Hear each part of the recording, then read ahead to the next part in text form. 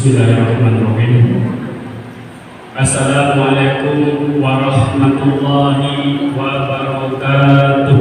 Waalaikumsalam. Kurang semangat ibu. Kam min fi'atin qalilatin ghalabat fi'atan katsiratan biidznillah. Betapa banyak kelompok yang sedikit itu bisa mengalahkan kelompok yang banyak dengan seizin Allah. Walaupun kita sedikit, paling tidak salamnya kedengaran, suara banyak. Kita ulangi. Assalamualaikum warahmatullahi wabarakatuh.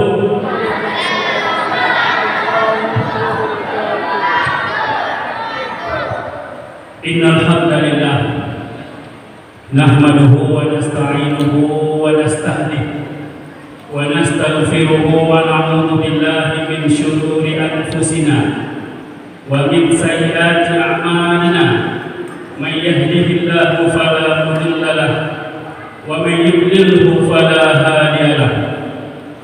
Asyhadu an la ilaha illallah wahdahu la syarika lahu wa asyhadu anna Muhammadan abduhu wa rasuluhu la nabiyya ba'dahu.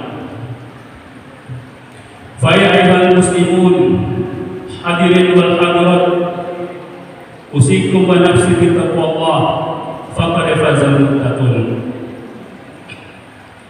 Yang sama-sama kita hormati dan kita muliakan Bapak Imam Masjid Besar Al-Istiqomah yang alhamdulillah sudah hadir bersama kita pada malam hari yang berbahagia ini.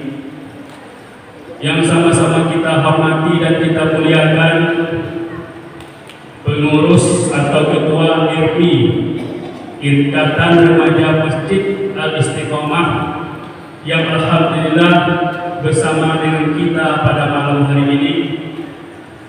Yang sama-sama kita hormati bapak-bapak, ibu-ibu, kaum muslimin dan muslimat, alim ulama, cerdik pandai, dan yang kita banggakan adik-adik mahasiswa yang alhamdulillah mereka diberikan tugas di tempat kita ini, yaitu Kukerta atau istilah lamanya KKN, bukan begitu kan?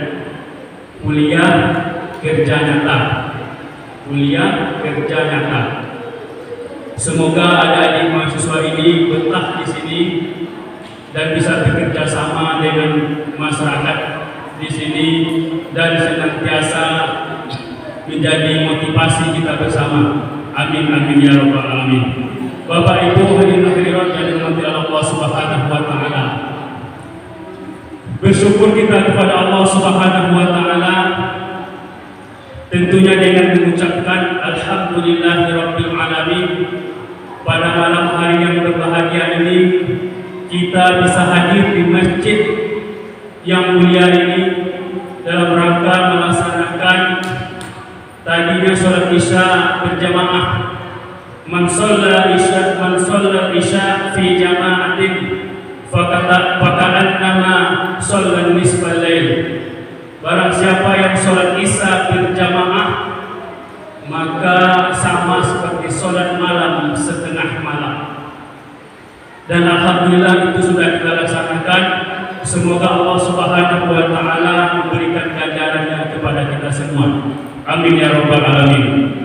Shalawat dan salam tidak pernah bosan kita kirimkan kepada Nabi kita, Nabi Muhammad sallallahu alaihi wasallam, yang berbunyi Allahumma salli ala sayyidina Muhammad wa ala ali sayyidina Muhammad. Allahumma salli wa sallim wa barik alaihi. Bapak Ibu yang dirahmati Allah Subhanahu wa taala,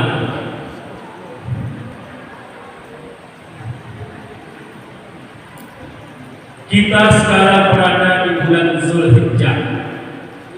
Zulhijjah itu adalah bulan ke-12 atau bulan terakhir di bulan Hijrah. Berada pula kita pada 10 Zulhijjah, awal dan 10 Zulhijjah.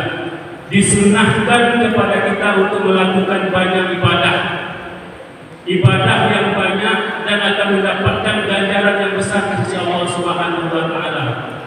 Salah satu ibadah yang diperintahkan adalah memperbanyak puasa, terlebih khusus pada tanggal 9 Zulhijjah. Tanggal 9 Zulhijjah itu hari apa itu? Hari apa Pak Imam?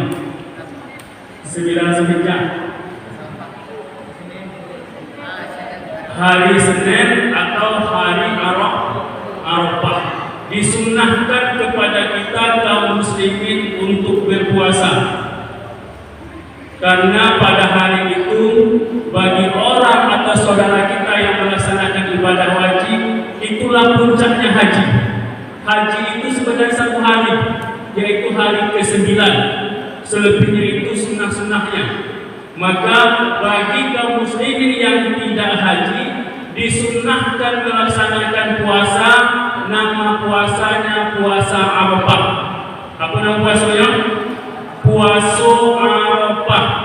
Pahalanya adalah diampuni oleh Allah dosa 1 tahun yang lewat dan 1 tahun yang akan datang, dengan catatan dosa-dosa kecil. Jadi Bapak Ibu, bagi yang ingin berpuasa dari tanggal 1 kemarin sampai tanggal 9 itu boleh. Tapi puasa yang paling dianjurkan dan hadisnya sahih adalah puasa pada tanggal 9 Zulhijjah, yaitu hari Senin atau dinamakan juga dengan hari Arafah. Hari besok hari wajib, hari itu telah disunahkan bagi kita puasa. Bapak Ibu dirahmati Allah Subhanahu wa taala. Kemarin pengurus RMI mendatangi kami untuk bersedia mengisi pengajian, katanya kajian fikih. Sebenarnya ibu aku masih batuk, tapi karena adik-adik mahasiswa juga meminta melalui ketua RMI, maka kami sempatkan untuk hadir pada malam ini. Akan kita beri judul pengajian kita adalah macam-macam sholat sunnah. Apa bu? Macam-macam sholat sunnah. Sholat sunnah itu adalah sholat selain sholat fardu. Jadi sholat itu ada 2 macam. Cuma lain dua macam. Pertama sholat fardu atau sholat wajib. Sholat yang diwajibkan kepada kita terutama adalah sholat 5 waktu. Apabila kita lakukan, kita berpahala. Apabila ditinggalkan tanpa alasan atau tanpa uzur, maka berdosa. Selain dari sholat wajib tersebut, ada sholat Jumat, ada sholat jenazah dan lain sebagainya, itu dinamakan sholat sunnah. Sholat sunnah adalah sholat yang apabila dikerjakan berpahala, ditinggalkan tidak berdosa.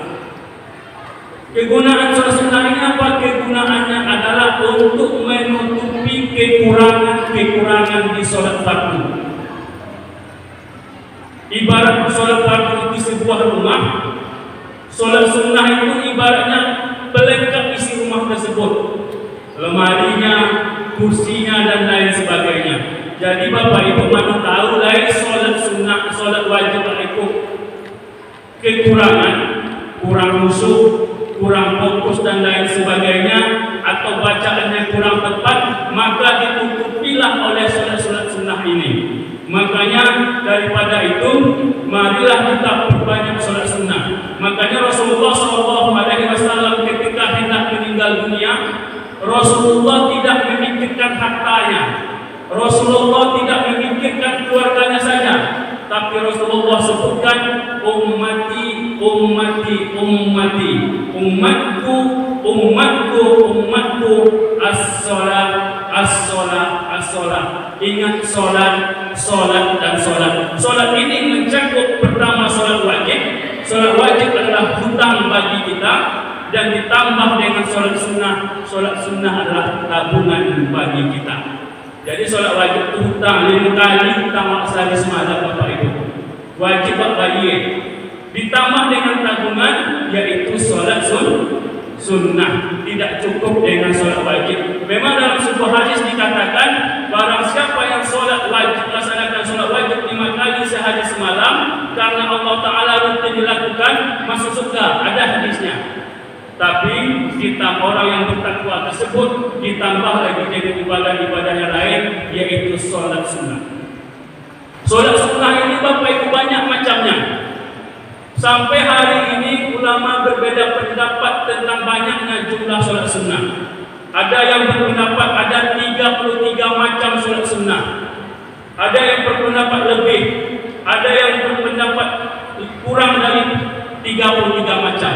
Maka pada malam hari yang berbahagia ini, kami hanya menyampaikan 3 atau 4 macam daripada sholat sunnah. Sholat sunnah yang pertama adalah sholat sunnah rawatib. Sholat sunnah apa? Rawatib. Rawatib, sholat sunnah rawatib adalah itu sebenarnya Bapak Ibu, adik-adik mahasiswa, kajian atau pelajaran yang sudah kita pelajari, bahkan sudah kita praktekkan.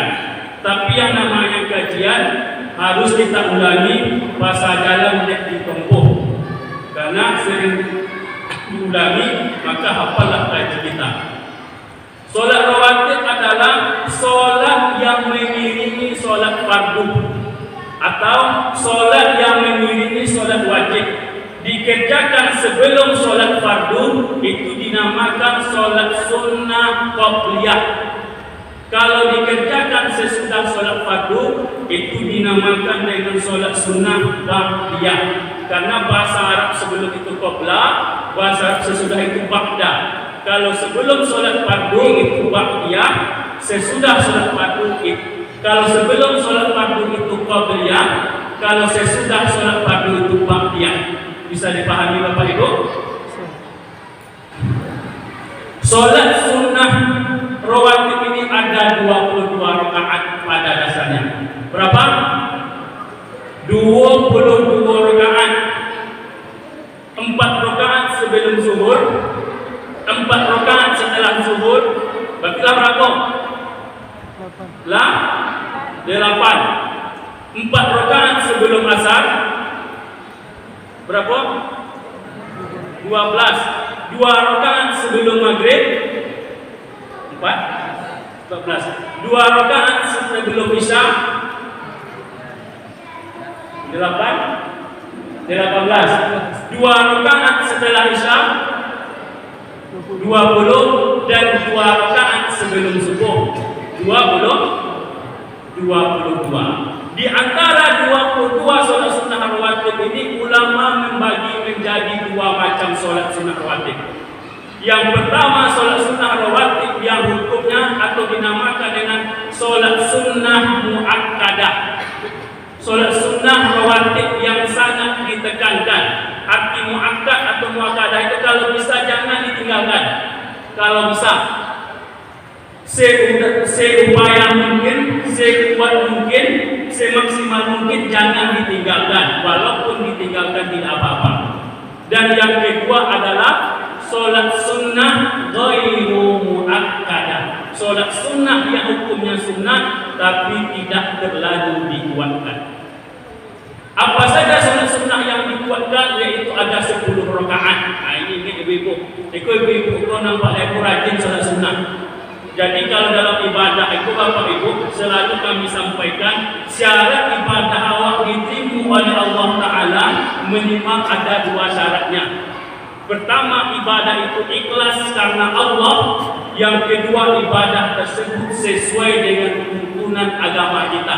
Ada perintah Allah, ada perintah Rasulullah, ada ijma' atau qiyas para ulama. Jadi jangan niat doa ikhlas, tapi sholat sunnah waktu 10 rakaat sebelum subuh. Nulai dalil itu tidak diterima oleh Allah Subhanahu wa Ta'ala. Apa 10 sholat sunnah yang muakkad? Sholat sunnah waktu muakkadah. Nah itu ingat ibu-ibu. 4 rakaat sebelum zuhur, 2 rakaat setelah zuhur, 2 rakaat 2 rakaat setelah Isya, 2 rakaat setelah 2 rakaat sebelum subuh. Bahkan dalam sebuah hadis lain ditambah lagi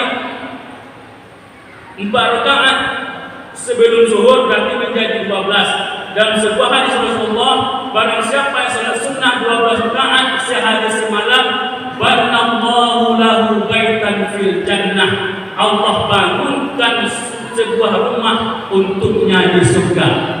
Jadi Bapak Ibu tidak sungguh lain rumah untuk awak apabila awak laksanakan 12 rakaat itu dalam waktu sehari semalam. 4 rakaat sebelum zuhur, 2 rakaat yang muakkad, 2 rakaat yang ghairu muakkad, 2 rakaat setelah zuhur, 2 rakaat setelah maghrib, 2 rakaat setelah isya, 2 rakaat sebelum subuh. Yang kedua, solat sunnah rawatib ini syaratnya dilakukan setelah masuk waktu solat. Misalnya solat sunnah rawatib subuh atau solat sunnah fajar, dah azan baru boleh solat sunnah rawatib.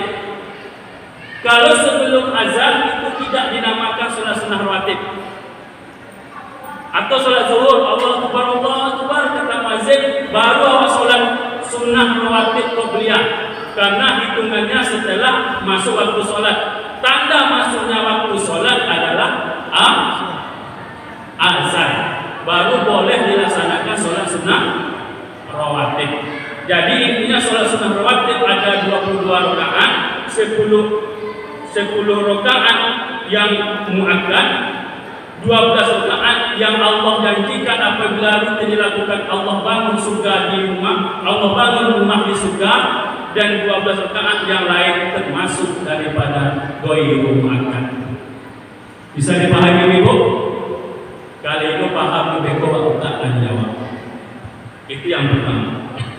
Yang kedua, solat sunnah tahiyatul masjid. Solat sunnah apa? Tahiyatul masjid. Tahiyat itu artinya penghormatan terhadap masjid. Jadi solat sunnah tahiyatul masjid itu solat sunnah dilakukan apabila memasuki masjid, baik setelah asar atau setelah subuh. Pada dasarnya kan setelah asar kan tidak ada lagi solat subuh, tidak ada lagi solat sunnah. Setelah subuh tidak ada lagi solat sunnah. Tapi solat sunnah tahiyatul masjid ini tidak tergantung kapanpun, pokoknya setiap kali masuk masjid keadaan kita suci, disunnahkan kita solat sunnah tahiyatul masjid. Jumlahnya 2 rakaat pada hakikatnya. Kalau ditambah dengan solat-solat yang lain itu juga boleh. Lalu bagaimana dengan orang yang kerjanya keluar masuk masjid? Contoh pengurus masjid atau marbot atau siap dan lain sebagainya. Keluar masuk boleh. Pas masuk solat dulu. Mereka keluar masuk solat, semakin banyak dilakukan, semakin banyak pahalanya. Lalu apa niatnya? Tadi kembali kepada awal. Apa niatnya? Selalu kita sampaikan niat itu pada hakikatnya di dalam hati. Kalau luar bisa ucapkan dengan bahasa Arab tuh, lah dalam hati itu berniat aku solat sunnah rawatib qabliyah zuhur 2 rakaat karena Allah Taala olah sah tu. Tapi kalau nak pakai lafaznya usolli sunnat az-zuhri raka'ataini qabliyatan lillahi ta'ala. Saya solat sunnah atau sengaja saya solat sunnah zuhur qabliyah zuhur 2 rakaat karena Allah Taala.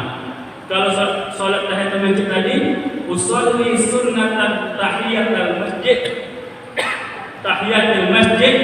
raka'ataini lillahi ta'ala. Saya solat tahiyatul masjid 2 rakaat karena Allah Taala.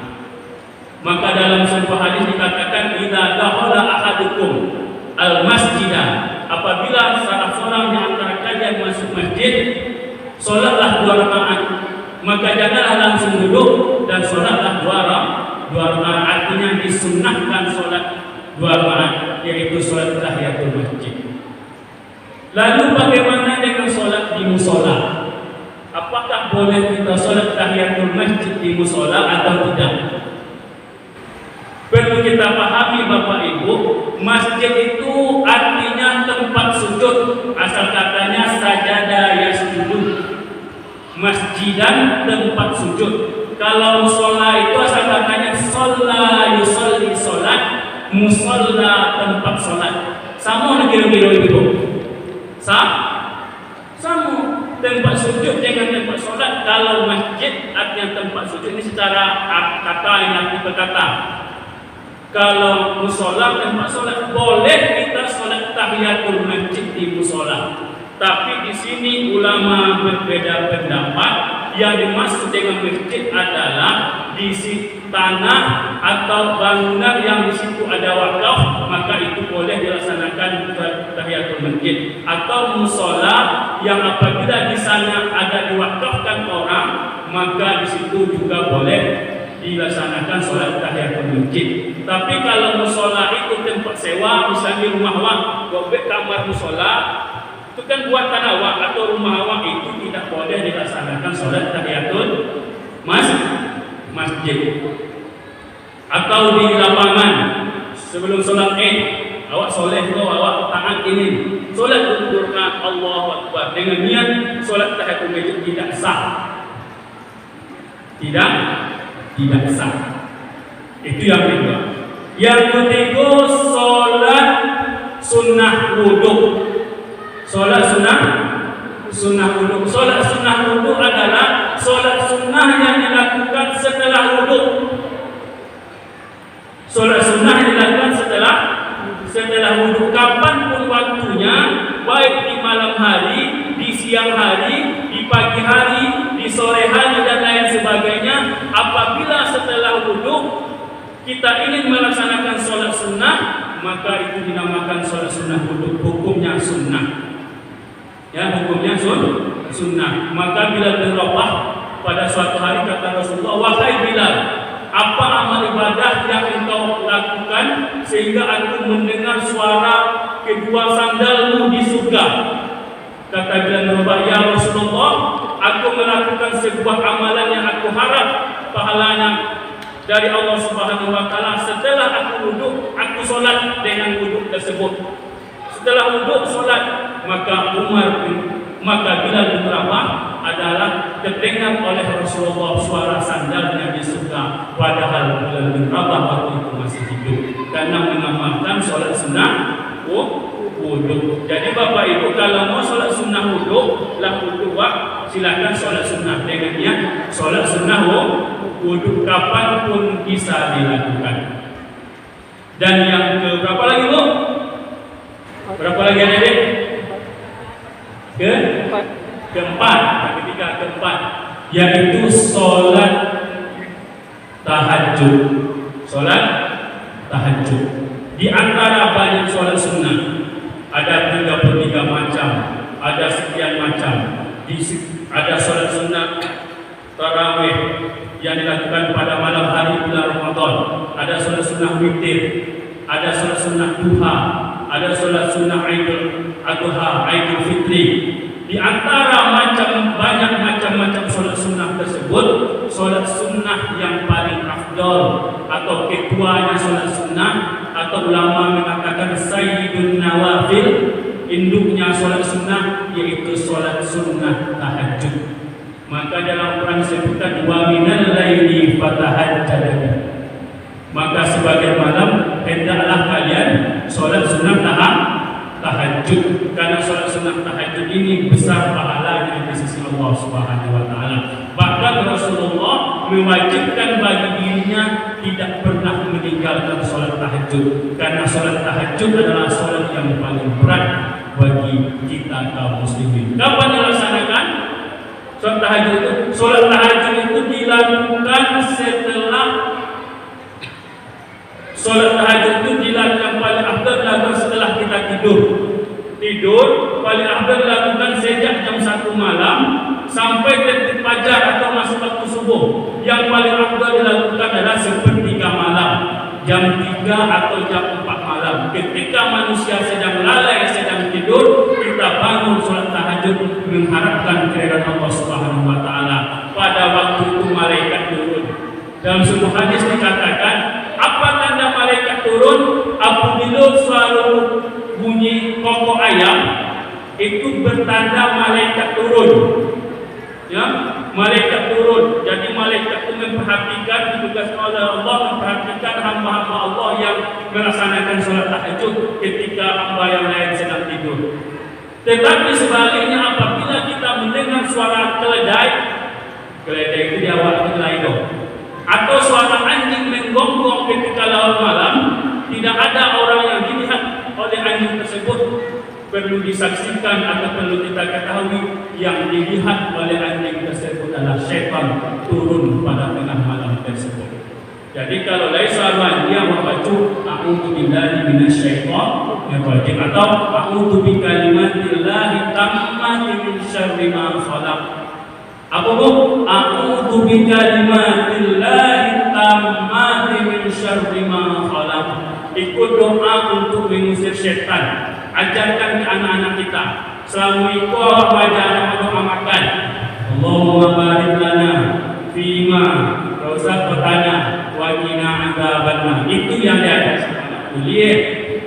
Tidak apa-apa, tapi ajarlah sekali-sekali kepada anak kita doa supaya bisa dijauhi dari syaitan. Apa doanya? Misalnya kita ketakutan, misalnya awak lewat ke kuburan, di kuburan awak merasa ketakutan, baca doa ini. A'udzu bikalimatillahi tammati min syarri ma khalaq. Abu, dia hafal. A'udzu bikalimatillahi tammati min syarri ma khalaq. Jadi ketika dengar suara ini di tengah malam, suara anjing menggonggong, itu bertanda syaitan turun, maka bacalah doa ini. Jangan takut. Kita hanya takut kepada Allah Subhanahu wa taala. Jadi itu dia macam-macam salat sunnah. Pertama tadi salat sunnah rawatib, yang kedua salat sunnah tahiyatul masjid, yang ketiga salat sunnah wudu, yang keempat salat sunnah tahajud. Nah, Bapak Ibu yang dirahmati Allah Subhanahu wa taala, mungkin ini saja yang dapat kami sampaikan. 4 macam salat sunnah, padahal salat sunnah itu banyak. Ada yang mengatakan 33 macam, ada lebih dan lain sebagainya. Maka untuk kajian kita malam ini hanya kita bahas yaitu 4 macam salat sunnah. Semoga bermanfaat terlebih khusus bagi kami pribadi dan umumnya bagi jemaah dan kita semua, dan bisa kita amalkan. Sebelum kami tutup, kami akhiri, maka mana tahu ada bapak-bapak, ibu-ibu atau adik-adik mahasiswa yang mau ditanyakan, kami persilakan.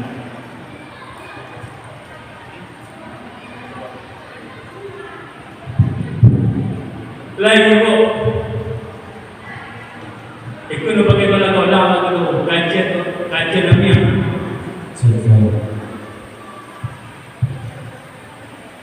Lagi yang ditanyakan, langsung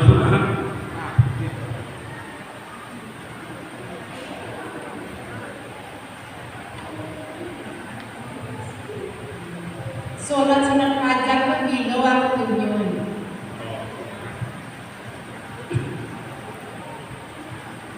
Bila waktu sholat sunat fajar. Fajar itu di dalam fikih nama lain daripada sholat subuh. Ya, nama lain daripada sholat subuh. Sholat subuh dinamakan juga dengan sholat fajar. Bila waktunya paling afdal adalah ketika masuk waktu subuh. Kalau di zaman sekarang, apabila masuk waktu subuh itu ditandai dengan suara azan subuh. Azan subuh. Jadi setelah azan, awak boleh lakukan sholat sunnah fajar. Ini ulama ada yang menamakan sholat sunnah fajar, ada yang menamakan sholat sunnah qabliyah subuh. Maknanya sama. Apa faedahnya? Mansur rakaat fajri khairun minad dunya wa ma fiha. Salat sunnah fajar 2 rakaat salat sunnah fajar lebih baik di sisi Allah daripada dunia beserta isinya. Jadi kapan waktunya? Apabila masuk waktu subuh. lah azan subuh berarti awak sunnah solat fajar. Apa yang paling afdal ketika azan? Ketika azan yang paling afdal itu menjawab azan. Maknanya ayu amal yang afdal? Apa amal yang paling afdal? Yaitu adalah amal yang paling afdal amal pada waktunya. Jadi waktu azan apa yang paling afdal? Menjawab azan. Jadi amal yang paling afdal itu amal pada waktunya. Kok sholat zuhur kapan paling afdal? Apabila sudah masuk waktu zuhur, boleh sholat zuhur. Paling afdal itu sholat zuhur, tidak baca Quran, tidak mengaji dan lain sebagainya, karena waktu itu waktu zuhur. Nah, jadi intinya jawabannya Kak, bila sholat sunnah fajar apabila sudah masuk waktu fajar atau waktu subuh. Wallahu a'lam bishawab. Lain.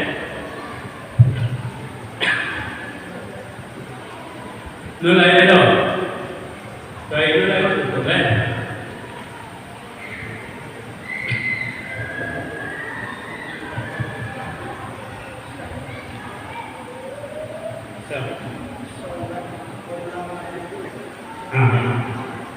Itu tanya dari saudara Satria. Saudara Satria itu rarokan dulu. Kemenakannya Pak Imam Awak atau Ustaz Chandra. Ini orang anting ada. Solat sunnah qobliyah maghrib boleh atau tidak boleh, tapi hukumnya ghairu muakkad, tidak terlalu dianjurkan. Maka dalam sebuah hadis, solatlah kalian sebelum matahari terbenam, atau maksudnya ketika matahari terbenam setelah azan maghrib, sebelum solatlah kalian liman sya'a, bagi yang onak atau bagi yang mau saja. Dan Rasulullah jarang melaksanakan sholat ini. Kenapa? Takut nanti dianggap wajib, karena waktu maghrib itu waktunya sebentar. Azan kan sebentar waktunya, langsung iqamah. Maka bagi orang yang ingin melaksanakan atau kita yang melaksanakan sholat sunnah qobliyah maghrib, hukumnya boleh, termasuk dari dua rakaat sholat rawatib itu termasuk dua rakaat sebelum maghrib. Wallahu a'lam. Ada di mahasiswa lagi, mahasiswa kritis kok, banyak pertanyaan.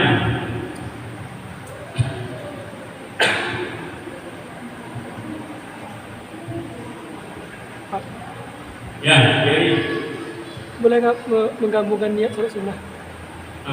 Boleh tak menggabungkan niat sholat sunnah? Begini, misalnya awak sholat sunnah subuh lah, atau sholat sunnah fajar, sholat sunnah qobliyah subuh, masuk ke masjid 2 minit lah komat, kan laitan dulu gini, 2 minit lah atau 1 minit lah komat. Kalau kita ingin melaksanakan sholat sunnah, apakah sholat sunnah wudhu atau kan awak siap wudhu kok?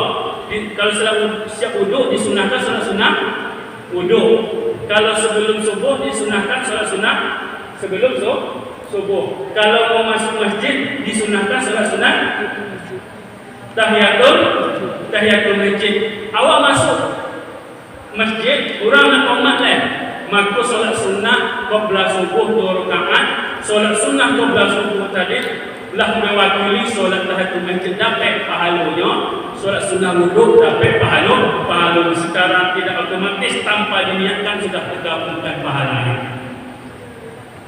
Tanpa diniatkan, karena diniatkannya payah ni kau. Aku solat sunnah wudhu 2 rakaat, sebelum subuh 2 rakaat, tahiyatul masjid langsung solat tahiyat abos qobliyah Allahu Akbar, Allah dapat 3 solat pahala solat tadi. Faham? Bisa dipahami?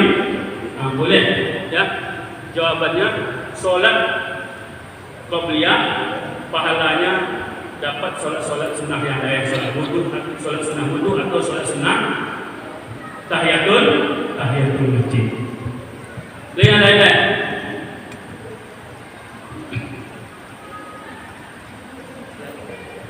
Ya.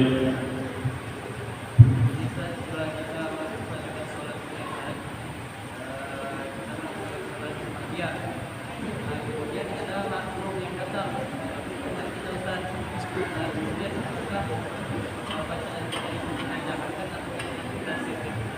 Oh, bagus. Pertanyaannya bagus. Itu jarang dilakukan di kampung waktu. Awak sholat sunnah ba'diyah, contoh maghrib, ya kan? Setelah awak sholat maghrib, zikir misalnya setelah zikir, awak sholat sunnah ba'diyah, maghrib. Allah Akbar, lai makmum masuk ke masjid. Lain jemaah masuk ke masjid ini bermakmum sama awak di akhirnya kode. Yang jadi pertanyaan saudara kita ini saudara kita ini berasal dari Pekanbaru yang jurusan kuliah di UGM jurusan tafsir hadis Fakultas Hadis, bukan gitu? Nah. Apakah sholat awak jahatkan atau itu? Dan itu disesuaikan dengan sholat apa kita lakukan waktu itu. Kalau kita lakukan sholat sunnah ba'diyah pada maghrib, jadi orang yang ingin bermakmum ke awak dia menganggap sholat maghrib, maksudnya ingin berjamaah dengan kita. Kalau dia tahu kita itu sholat sunnah, mesti dia tidak ingin mengikuti kita, pasti dia bikin sholat sendiri. Jadi kalau sholat maghrib itu sholat jahat dan orang itu mendapati kita pada rakaat pertama, maka kita jahatkan sholat ba'diyah kita. Kita tetap pada posisi sholat ba'diyah, yang makmum tadi tetap punya pada niat atau posisinya sebagai sholat maghrib. Jelas kira-kira? Wallahu a'lam bishawab. Itu jarang diawali. Jarang. Jadi Bapak Ibu, kalau lain uang sholat awal orang masuk itu dianjurkan awak berjamaah. Bagaimana cara kasih kode? Kode itu bisa dicuek apunya bahu juga. Tapi yang ditampar loh. Ditambah itu awal kan? Kode. Jadi orang yang paham ilmu sholat, baik yang dikode, yang dijadikan imam maupun sebagai makmum, mereka akan saling mengerti bahwasanya yang belakang ingin bermakmum kepada yang di depan mengerti bahwasanya ingin dijadikan imam oleh sisa makmum. Jadi gitu. Jadi besok kalau awak orang sedang sholat, dia masuk di kode, jangan heran tanpa bahu kawan tu. Batallah sholat tak boleh. Boleh. Jadi Bapak Ibu yang dirahmati Allah SWT, itu dia jawabannya. Lain.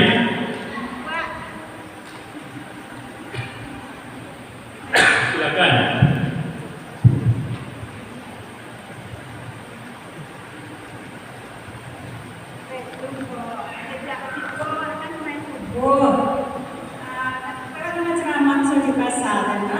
Sampai masuk di pasar.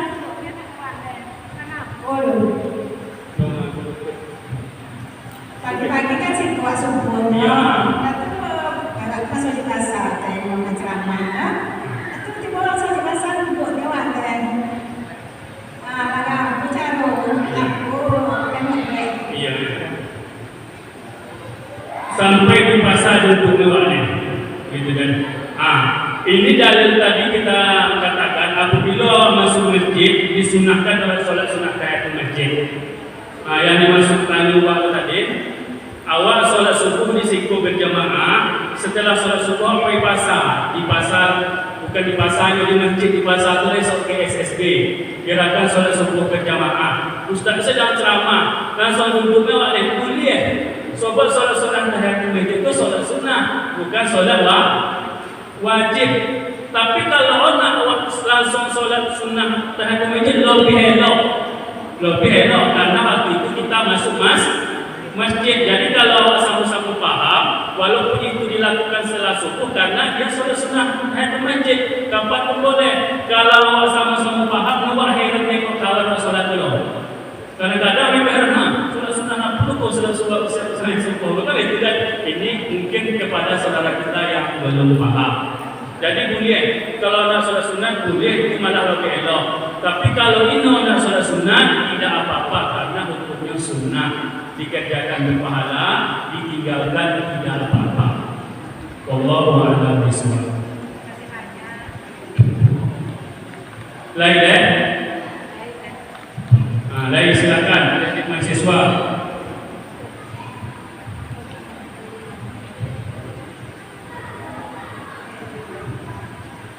Bismillahirrahmanirrahim. Assalamualaikum warahmatullahi wabarakatuh. Jadi yang ingin saya tanya Ustaz, kan sholat tahiyatul masjid itu dilakukan sebelum duduk Ustaz. Jadi bagaimana hukumnya ketika kita sudah duduk dan kita baru teringat untuk mengerjakan Ustaz? Apa boleh dilakukan? Terima kasih Ustaz. Ya, bagus sekali pertanyaan. Sholat sunnah tahiyatul masjid dilakukan ketika masuk masjid, itu jelas. Ketika masuk masjid dan kalau bisa sebelum duduk. Nah, di sini kalau nggak salah saya Syekh Romli, seorang ulama mazhab Syafi'i, mengatakan boleh sholat tahiyatul masjid kalau kita sampai di masjid langsung duduk dengan catatan jangan duduk terlalu lama. Sampai duduk 5 menit berarti tidak boleh lagi. Ya, jadi bagaimana caranya? Kalau seperti ini awak kadang-kadang kita lupa. Oh, saya sudah ke masjid. Berdiri lagi itu boleh. Itu boleh. Tapi kalau sudah terlalu lama sujud dan duduknya, maka sebagai gantinya baca zikir subhanallah walhamdulillah wala ilaha illallah wallahu akbar. Itu sebagai ganti untuk mendapatkan pahala-pahala yang lain. Apa tadi? Misalnya awak sampai ke masjid, lupa sholat tahiyatul masjid, duduk lama duduk, baru tinggal.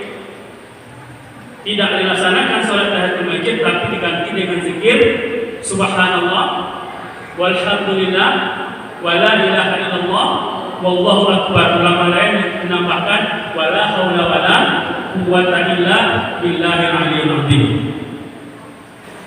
Wallahu a'lam bishawab. Ya, silakan. Cara rukuk yang elok itu harus dipraktikkan saudara Jerry. Ya, cara rukuk yang elok bagi awak yang sehat atau bagi yang normal, bagi orang yang sakit punggung atau sakit pinggang lain keringanan. Bagaimana apabila ditaruh di atas punggung waktu bejana atau gelas, maka ini tidak tumpah air di dalam. Jadi bisa bantu jadi. Silakan saudara jadi. Rukuk. Allahu Akbar. Itu letak. Tuh posisi rukuk yang pas. Coba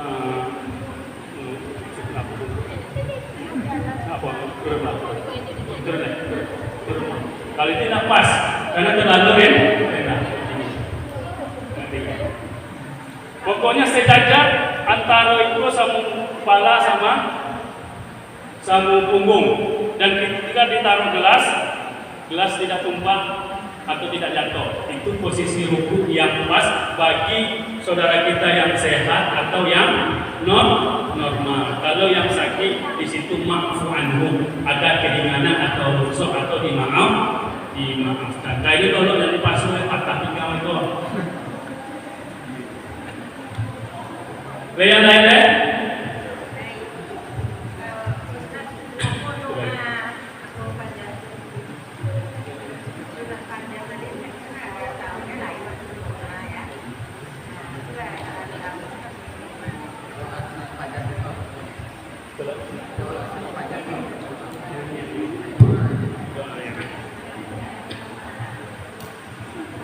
Doa sholat sunnah fajar. Iya. Niatnya atau doanya?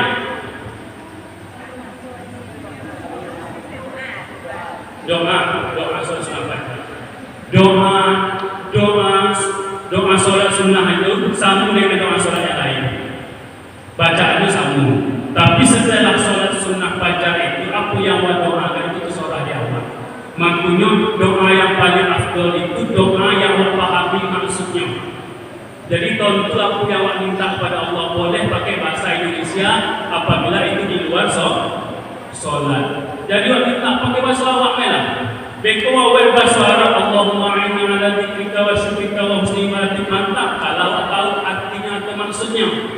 Tapi kalau itu tahu, nah itu kurang afdol. Pakai bahasa awalnya. Mana doa kuat? Doa aku sesuai. Doa aku buat bacakan coleh permintaannya kepada balik. Jangan misalnya ya Allah aku nak baju kuning tu, tapi simpang ompet masuk ke sekolah diri, masuk tu dah dapat itu lama ya, langsung meminta kepada Allah dengan suara rendah, jelaskan permintaannya. InsyaAllah Allah Maha mengetahui segala bahasa. Ya, boleh pakai. Kalau paham bahasa Arab itu lebih elok. Kalau itu bisa bahasa Arab. Jadi menilai doa khusus itu diserahkan kepada kita. Kalau bacaannya sama dengan solat-solat lain, kecuali pada niat. Kalau niatnya adalah arti sengaja saya solat sunnah fajar 2 rakaat Allah Taala. Kalau bahasa Arabnya usolli sunnatal fajri raka'ataini lillahi ta'ala. Saya sengaja saya solat sunnah fajar 2 rakaat karena Allah Taala. Allahu Akbar. Coba.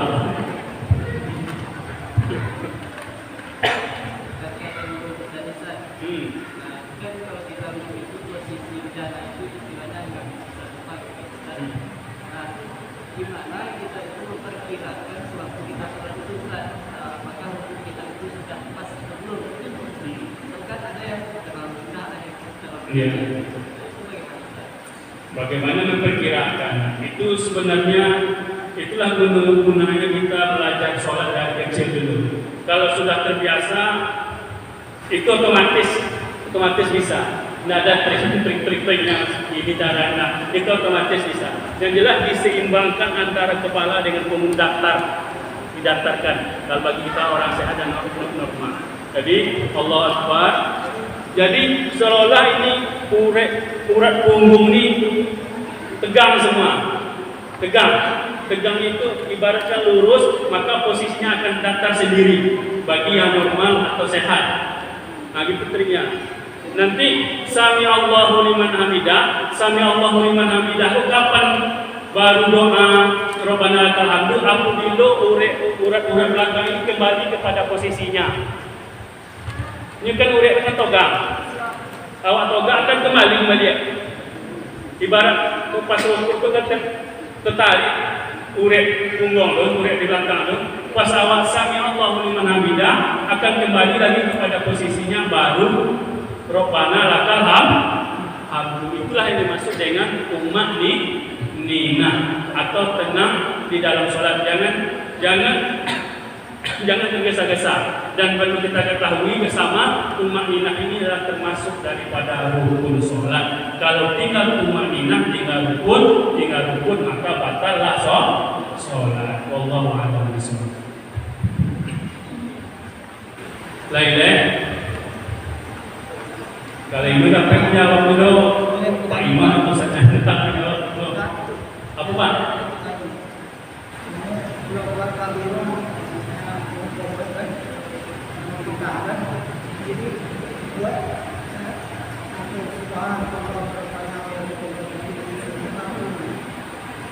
Doa iftitah. Ya, doa iftitah. Doa iftitah itu banyak macamnya. Pertama, perlu kita ketahui doa iftitah itu hukumnya sunnah, tidak rukun sholat. Apabila dibaca boleh, kalau nak dibaca nggak apa-apa. Tapi lebih afdal dibaca, karena rukun itu adalah bakal niat, takbir, dan al-fatihah. Doa iftitah itu banyak. Iftitah tak pembukaan. Allah akbar kabira walhamdulillahi katsira wa subhanallahi bukratan wa asila inni wajjahtu wajhiya lilladzi sampai akhir. Boleh juga Allahumma ba'id baini wa baina khataayaya kama ba'adta bainal masyriqi wal maghrib. Allahumma naqqini min khataayaya kama yunqqa thawbul abyad min ad-danas. Allahumma silni khataayaya bil ma'i wal thalji wal barad. Boleh. Lain doa lainnya, cuma yang terkenal di awal itu cuma doa tadi.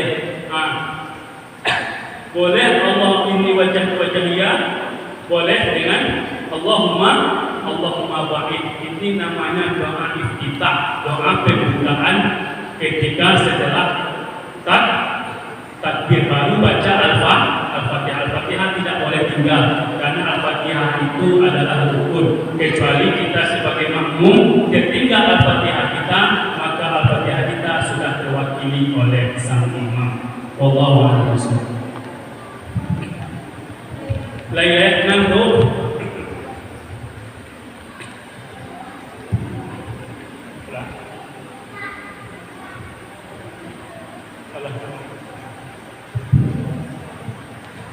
Bapak Ibu yang dirahmati Allah Subhanahu wa taala, inilah kajian kita pada malam hari yang berbahagia ini. Semoga apa yang kami sampaikan bermanfaat bagi kami pribadi khususnya, umumnya bagi kita bersama.